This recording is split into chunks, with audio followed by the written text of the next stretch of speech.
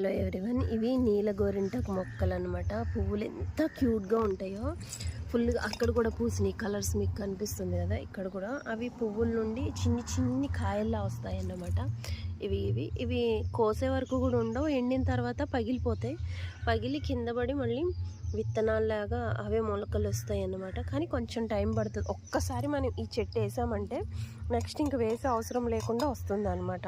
But dragon fruit వేసామండి, ఎందుకో తెలీదు అసలు గ్రోత్ లేదు, సరిగ్గా రావట్లేదు. డ్రాగన్ ఫ్రూట్ ఒకటే నా దగ్గర సక్సెస్ అవ్వట్లేదు. ఉన్నవన్నీ బెటర్.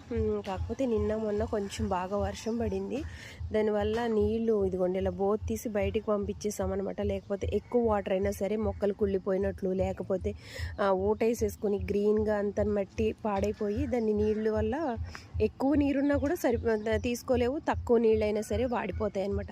ఏదైనా సరే ఎంత ఉండాలో అంతే ఉండాలండి. అది నీళ్ళు